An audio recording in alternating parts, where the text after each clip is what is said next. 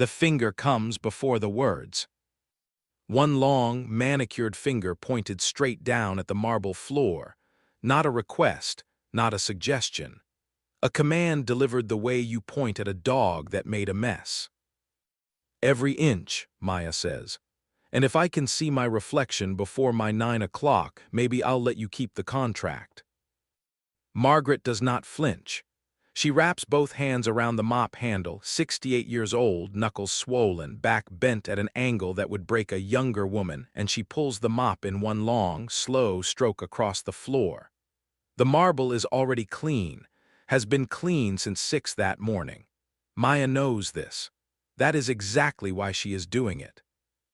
The office sits on the 42nd floor. Glass walls on 3 sides. A gray city pressing in from every direction. The kind of room built to make people feel small, disposable, replaceable.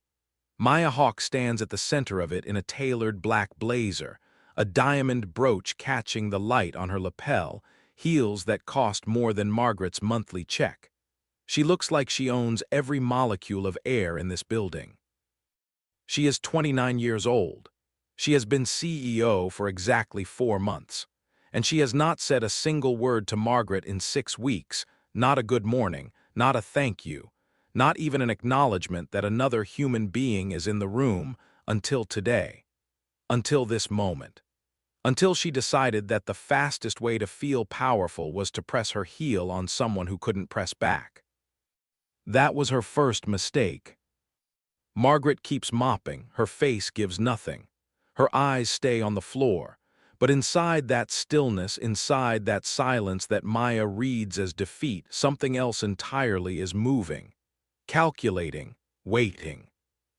Because what Maya Hawke does not know, what she is completely, dangerously unaware of, is that the floor Margaret is scrubbing used to belong to Margaret. That the company name printed in gold letters on the glass door behind Maya's desk is a name Margaret filed herself. That the chair Maya sits in every morning was chosen by Margaret. That the view Maya stares at like she conquered it is a view Margaret earned. And tucked inside the left breast pocket of Margaret's faded gray uniform, folded into a square no bigger than a playing card, is a document that is about to end Maya Hawke's career in 72 hours. Stay with me, because this story ends in a place Maya never saw coming. And neither will you. Hi viewers, I need to ask you something right now before we go any further. Has someone ever treated you like you were nothing, like you were finished, and lived to regret every single second of it? Drop the word floor in the comments if you believe what goes around always comes back around. And hit subscribe right now because stories like this are why this channel exists. Now let's go.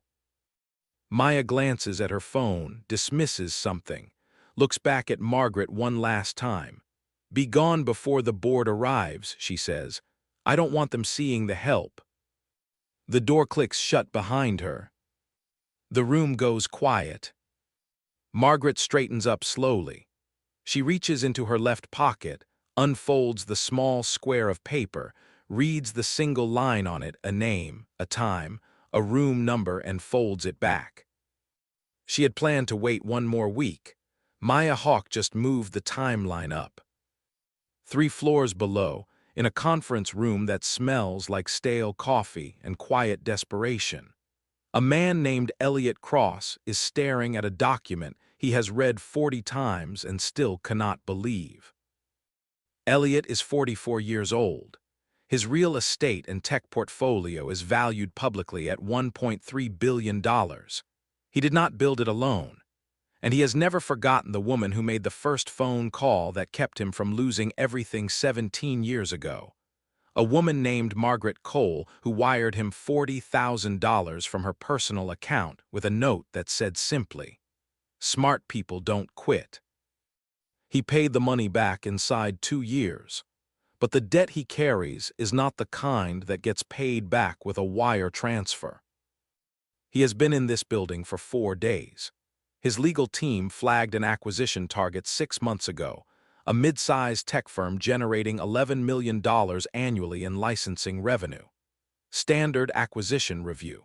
Except when his attorneys pulled the original IP filings, the name on the foundational patent was not the name of the current CEO. It was not the name of any current board member. The name on the original filing, dated 19 years ago, was Margaret Cole. The transfer document, the one that moved Margaret's intellectual property out of her name and into a holding company, was executed during a week Margaret spent in a hospital recovering from a cardiac episode. Her signature is on it. Except Elliot's handwriting analyst took one look at it and needed less than an hour. "She did not sign this," the analyst said. Elliot is looking at that report right now when his attorney leans in and says quietly, "She's still in the building. Facilities contract. Has been for 6 weeks." Elliot goes very still. He closes the folder, stands up, buttons his jacket. "Which floor?" he says. He takes the stairs all the way to 42, pushes through the heavy door, and there she is, gray uniform, gray hair pulled back, mop in hand, standing at the window of the office she built, looking out at a city that does not know yet what is about to happen. He walks toward her, says her name. She turns, and when she sees his face, she does not look surprised. She looks like a woman who placed a bet 17 years ago and just watched it come in. "You found it," she says. "All of it," he says. She looks back out the window for one long moment. Then she says, "I need a lawyer in that boardroom by 9 tomorrow morning." Elliot almost smiles. "You'll have 3. But what neither of them knows yet is that the man who forged Margaret's signature is already aware that someone has been pulling documents, and he is not going to wait to find out how much they know. By 10 that night, Elliot's team has the full picture spread across a conference table on the 39th floor, and the picture is worse than anyone expected. The holding company that received Margaret's IP was incorporated 72 hours before Margaret was admitted to the hospital. Its sole director at the time of incorporation was a board member named Victor Lane, the same man who, 3 weeks after Margaret was discharged, called an emergency board session, declared her mentally unfit to lead, and installed a 25-year-old rising star named Maya Hawke as interim CEO. The same man who then quietly locked in Maya's permanent appointment 4 months later, while Margaret's appeal was still pending review. The company Margaret built from a hand-written business plan and $40 in a checking account now generates $11 million a year. The original patent at its core, the one that drives every licensing deal, belongs to Margaret Cole by right of creation. The transfer document that moved it out of her name is a forgery. And there is one more thing. Victor Lane took out a corporate insurance policy 18 months ago. The policy is worth $2.8 million. It pays out upon the permanent legal termination of the original founder's interest in the company. Margaret's remaining 2% equity stake, the one piece of the company that was never successfully transferred, because it was buried in a clause on page 47 of the original incorporation agreement that nobody read carefully enough, is the last thing standing between Victor Lane and that payout. That is why the board meeting is scheduled for tomorrow morning, not a routine session, a termination proceeding. Victor Lane needs that 2% gone. He has been waiting 6 weeks for the legal paperwork to clear. It clears tomorrow. Unless someone walks into that room first. Margaret sits at the table and listens to all of this without moving. When the attorney finishes, the room is quiet enough to hear the ventilation system running. "He needs me gone by tomorrow morning," she says. "By 9 a.m., the attorney confirms. She looks at the insurance policy document. $2.8 million. Her name listed as the liability to be eliminated. She built this company from nothing, and a man she trusted turned her into a line item he needed to erase. "What time does the building open?" she says. "6, Elliot says. She nods once, "Then I'll be there at 6. Victor Lane thought the hardest part was behind him. He had no idea it had not started yet. At 5:58 the next morning, the lobby security guard unlocks the front doors of the building and finds two things waiting on the other side: an elderly woman in a navy blue suit and three attorneys in identical dark coats carrying identical black briefcases. The guard blinks, he checks his list, he checks it again. Margaret Cole is not on the visitor log. She is on the facility's contract, as cleaning staff. "Ma'am," he starts. "I am a registered shareholder of this company," Margaret says. Her voice is level, not loud, not aggressive. The voice of someone who has been patient for a very long time and is done being patient now. "I have received no formal notice of today's board meeting. Under Section 14 of the original incorporation agreement, that makes any resolution passed here this morning legally void. My attorneys will be filing the injunction in 20 minutes regardless. But I would like to be in that room when it happens." The guard looks at the attorneys. One of them places a document on his desk without being asked. Margaret walks to the elevator. The boardroom on the 40th floor is already half full when she pushes the door open. Victor Lane is at the head of the table, silver-haired, 62, the kind of man who has spent 40 years being the most important person in every room he enters. He looks up, and for 3 full seconds his face does not process what it is seeing. Then it does. His chair scrapes back. "You cannot be in this room." Margaret sits down in the chair nearest the door. She folds her hands on the table. "I am a 2% equity holder in this company, Mr. Lane. I received no notice of this meeting. My attorneys are filing to freeze this proceeding as of right now." She pauses. "You should have made sure page 47 didn't exist." The room is completely silent. Maya Hawke is sitting 3 seats down the table. She is looking at Margaret the way you look at something that should not be physically possible. A ghost, a resurrection, a thing that was supposed to be finished and isn't. Her face cycles through confusion, recognition, and then something that looks, for just a moment, like fear. Good, Margaret thinks. Fear means she finally understands the room she is sitting in. One of Elliot's attorneys opens his briefcase. The documents slide across the table like a verdict. Victor Lane looks at his own attorney. His own attorney looks at the documents.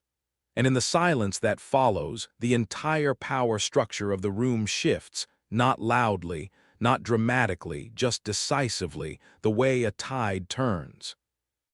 It does not announce itself, it simply is. By noon, the board meeting is frozen by court order. By 2 in the afternoon, Victor Lane has retained outside counsel. By 3, the business press has received an anonymous package containing the original patent filing, the forged transfer document, and the incorporation records of the shell company. And by 4:15, a woman named Donna Reeves calls the law office from a number in Charlotte and says she needs to speak to whoever is representing Margaret Cole. Donna Reeves is 53 years old. She was the head of legal affairs at this company 9 years ago. She left quietly with a non-disclosure agreement and a check for $60,000 after she discovered that Victor Lane had been diverting licensing revenue into a private account for years. He told her the choice was simple: take the check and disappear, or face a manufactured fraud charge that would follow her for the rest of her career. She took the check. She moved to Charlotte. She has not spoken about any of it until right now. "I kept copies of everything," Donna says. "I just needed to know someone was fighting first." She is not alone. There is a second woman, a former operations director named Carla Webb, who left under almost identical circumstances 7 years ago. Same pressure, same check, same silence. 3 women, 3 silenced voices. One man who built his entire safety on the belief that silence, once bought, stays bought forever. He miscalculated. When Elliot's attorney brings Margaret the notepad with Donna's number on it, Margaret sits with it for a long moment. She thinks about Donna and Charlotte, carrying 9 years of this in her chest, waiting for someone to go first. She thinks about Carla. She thinks about every woman who took the check because the alternative felt unsurvivable. "Get them both here," Margaret says. "I want them in the room when this breaks." If you are still watching right now, you already know this story is not what Victor Lane thought it was. Drop floor in the comments if you saw this coming, because he definitely didn't. And he is about to find out exactly how badly he read the room. Victor had spent 9 years making sure nobody talked. What he never once calculated was that all 3 women were waiting for the same thing. Someone brave enough to walk back in through the front door. Margaret had just done that, and the walls were already coming down. The story breaks on a Wednesday morning, and by 9 a.m. it is everywhere. Front page of the business section. Third most shared article on the internet before noon. The headline reads, "Tech firm founder Alleges forged transfer demands full ownership review." Beside it, a photograph. Margaret Cole, 68 years old, gray hair, steady eyes, standing in front of the building she built. Victor Lane watches it from his office on the 40th floor and makes the worst decision of his life. He calls a press conference. He stands behind a microphone in the lobby of the building, the marble floor Margaret scrubbed 6 days ago, with 4 attorneys flanking him, and he tells the assembled cameras that Margaret Cole is a disgruntled former employee pursuing a desperate financial claim. He uses the word desperate twice. He says the patent transfer was fully legal. He says the handwriting analysis was conducted by an uncertified examiner. He says Margaret was removed from leadership due to documented performance failures. He says all of this while Donna Reeves is 6 blocks away in a law office, being deposed on video, reading from documents that disprove every single word he just said. But that is not his fatal mistake. His fatal mistake happens 16 minutes into the press conference, when a reporter asks him, "Was Ms. Cole ever provided written notice of the IP transfer before it was executed?" Victor Lane looks directly at the camera and says, "She was notified in writing. We have the documentation." The room goes quiet for exactly 1 second. And then the reporter says, "Can you produce that documentation?" There is no documentation. There was never any documentation. Victor Lane just told 200 journalists and a live camera feed that a piece of evidence exists. Evidence that his own attorneys know does not exist. And he did it because he has spent 40 years being the most important person in every room, and he cannot stop himself from performing confidence even when confidence is the thing that will destroy him. Elliot watches the press conference on his phone in the back of a car. When Lane says the words "written notification," Elliot closes the app and calls his attorney. "File everything tonight," he says. "He just handed us perjury." Margaret is not watching the press conference. She is in a hotel room 2 miles away, sitting at a small desk, going through documents with Donna Reeves and Carla Webb. When Elliot calls and tells her what happened, the line is quiet for a moment. "He thought I had nothing," she says. "He said it on camera," Elliot says. She looks at the 2 women sitting across from her, 2 women who were silenced, who were told they were replaceable, who took the check because they had no Margaret to walk through the door first. And something in her eyes goes very still and very certain. "Good," she says. Now everyone knows exactly what kind of man he is. The deposition room is cold and bright and very small. Victor Lane sits across the table with two attorneys beside him, and the look of a man who has spent a lifetime winning rooms and cannot understand why this one feels different. Margaret sits directly opposite him. Donna and Carla are behind her. Elliot's lead attorney sits at the end of the table with a recorder running. The questioning starts professionally. The documents go onto the table one by one. The forged signature, the shell company, the insurance policy, the timeline of Margaret's hospitalization cross-referenced with the transfer execution date. Each one lands on the table like a stone dropping into still water.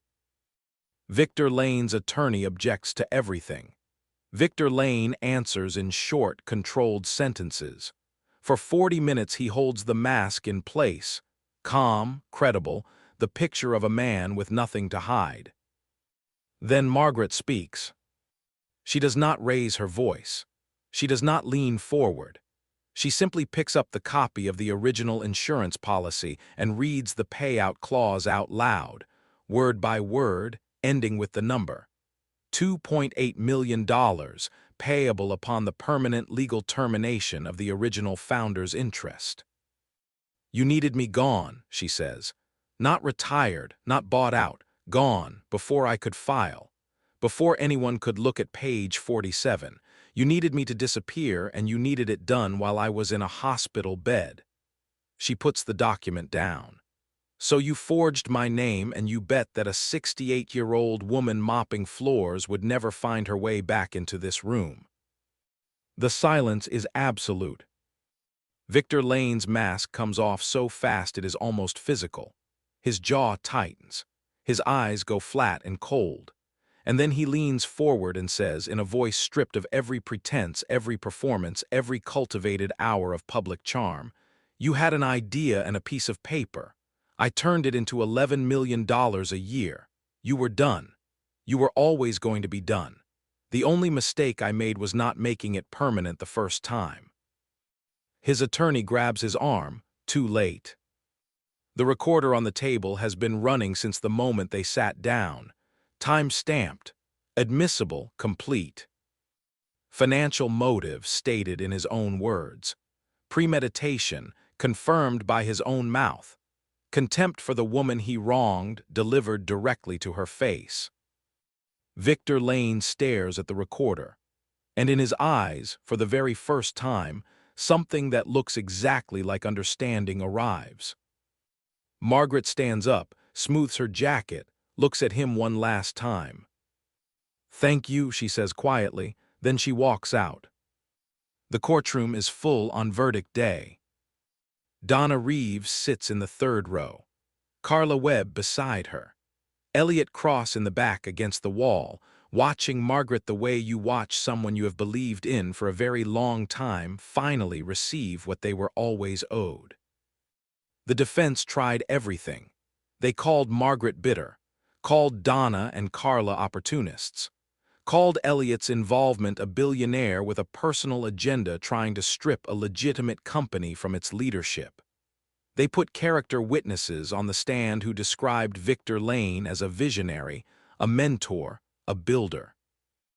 Margaret's attorney put the original handwritten business plan on the screen, 19 years old, written in Margaret's hand on a yellow legal pad, every page initialed, the date in the upper right corner predating Victor Lane's involvement by 3 years, and read it out loud.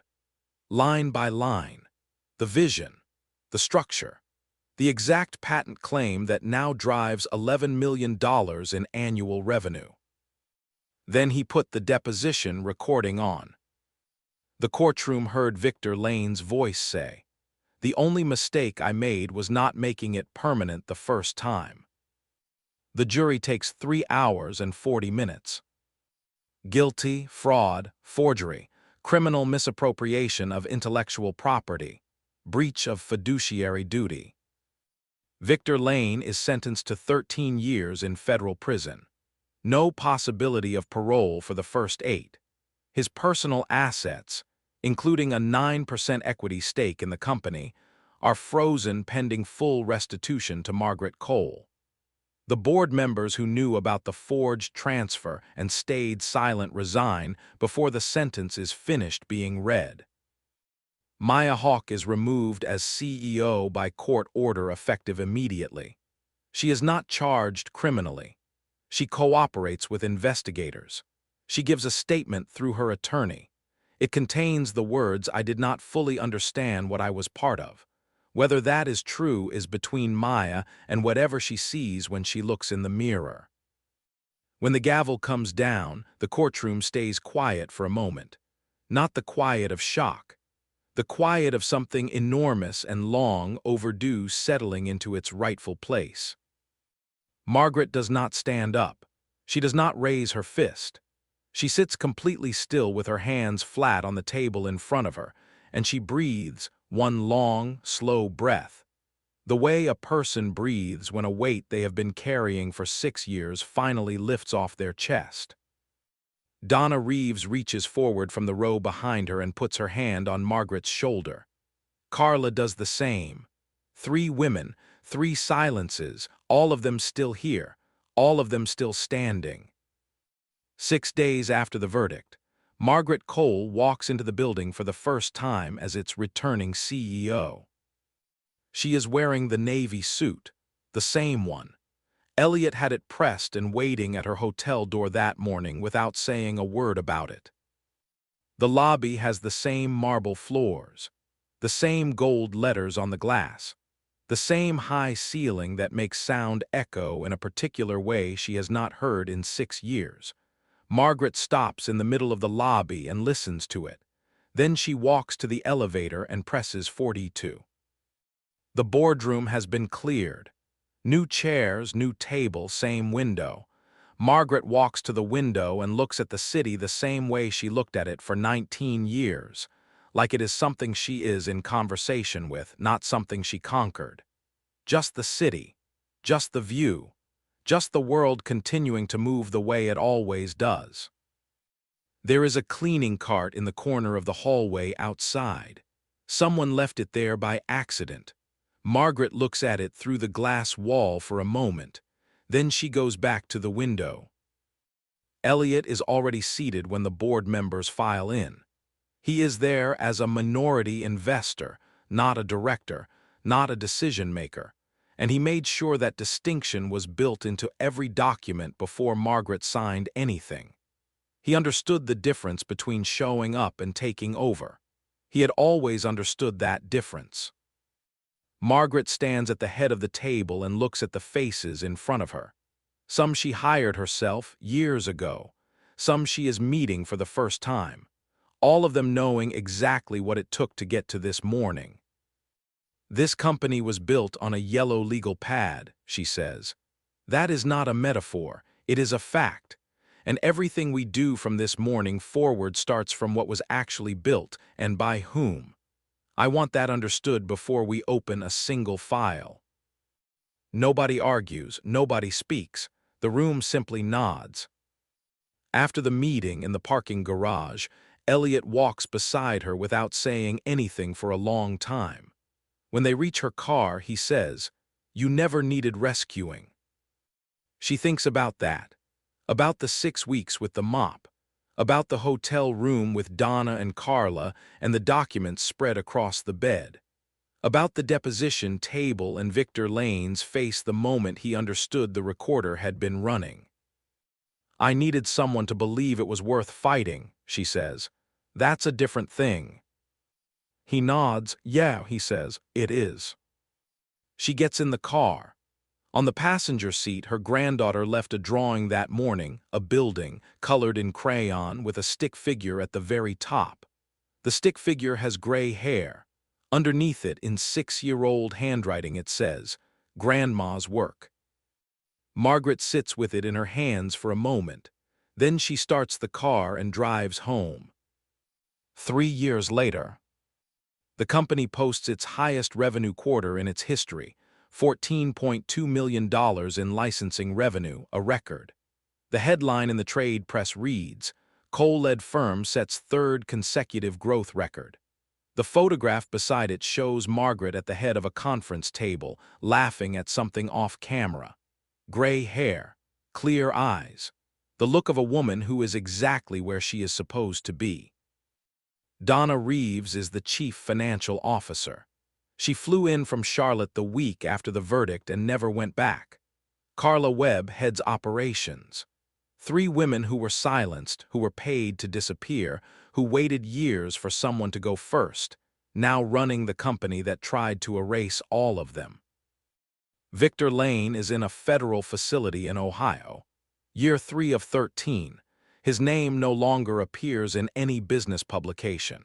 His assets were liquidated as part of the restitution order. The $2.8 million insurance policy he spent years engineering was never paid out because the woman he built it around did not disappear. She came back. She brought receipts, and she brought company. Maya Hawke is barred from serving as a corporate officer for 5 years. She gave 3 interviews in the first year after the verdict. She has not given any since. Margaret's granddaughter is 8 years old now. Last month she did a school project about her grandmother. She stood at the front of her second-grade class with a photograph, Margaret at a desk, young, 29 years old, the yellow legal pad in front of her, and she said, "My grandma started a company with $40 and someone tried to steal it. But she got it back because she never forgot whose name was on page 1. Her teacher called Margaret that evening and read her the presentation over the phone. Margaret sat in the quiet of her kitchen, the city outside her window, and she listened to every word. When the teacher finished, the line was quiet for a moment. "She got it right," Margaret said. He tried to erase her name from everything she built. Instead, he handed her the proof, documented, recorded, and delivered in his own voice, that she was never replaceable. And that was the only ending that ever made sense. Margaret's story proves one thing above everything else. They can take your title, your office, your floor, but they cannot take what you actually built, because it carries your name in places they never thought to look. If this story moved you, share it with a woman in your life who has been told she is finished. She is not finished. She is just getting started. And if you want more stories like this every single week, subscribe right now, because we are here every week with the stories they did not want told. Tell me in the comments, at what exact moment did you know Victor Lane had already lost? I want to know which detail got you first.